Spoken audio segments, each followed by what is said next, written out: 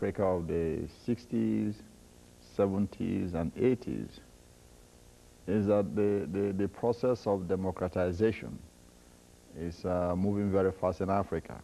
Africans are tired of having despots who sit in power for life and plunder, the continent's resources. You've had people like Mobutu and in Zaire and Nguema in Equatorial Guinea, Bokassa in Central African Republic, Idi Amin in Uganda. These days, Africans want everything that every other people on earth want. Good education, health care, the freedom to choose whom they want, to be in power, and every other thing. So that's what you're seeing. There's a new wind blowing through the continent. And because of that, we think it's time that some of these donor countries attach very stringent terms or conditions for granting loans to African countries. I personally believe that before either the World Bank or the IMF or the United States government or any other foreign government should make it clear that the condition under which aid would be given to any particular African country is that the president or the ruling class agree to election and at the same time stick to it. If that is not stuck to, then they should withdraw the aid.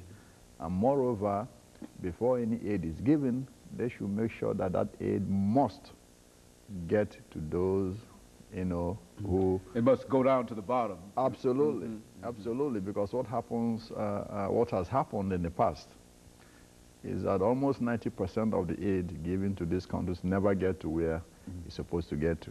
It's never used for what it's designated for. So you find out that, you are pouring money into a drain. And that's precisely what is haunting the continent now. You see, all those billions of dollars that were poured into the continent in the 60s, 70s, and 80s, now the IMF and the World Bank say, we want our money back. That's why you have this structural adjustment program.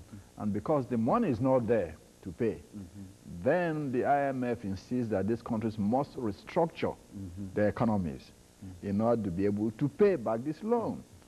The interest on that loan alone is at times larger than the loan itself. See? So you find that African countries are in great economic stress because of the structural adjustments program, which is an outgrowth of all the money poured into Africa in those 3 decades that was never used properly. See? So it's very important. But anyway, the catchphrase for the 90s in Africa is trade, not aid. Okay. Africans want to trade on equal terms, with the rest of the continent, the rest of the world, not giving them aid. It's like a welfare system. Africans do not want a welfare system anymore. Trade with us, we trade with you. Buy a pencil from us, we buy a pen from you. As far as it's on equal terms, not prices set somewhere else, So that is very important. So that's what you're seeing now. Africans want aid, trade, not aid. So as soon as the leaders in that country understand, what their people want, then, these changes will continue to grow. But that's the basic difference between the 90s and the other three decades past. Dr. Madu, we're coming up to our first commercial break, and after which we want to talk about an issue that I know is very, very important to you, and that is the Sudan. After our break, we want you to not only to talk about the Sudan, but talk about the Sudan in reference to what you've already said about Africa, and to give our audience as much information in that second segment as you possibly can, dealing with some of the problems and some of the challenges in the Sudan, because as you've indicated, Africa has moved quite a bit, but there are still some problem areas, and I think that this is one of the problem areas that you're interested in. And of course, we'll talk about that as soon as we come back after our first commercial break.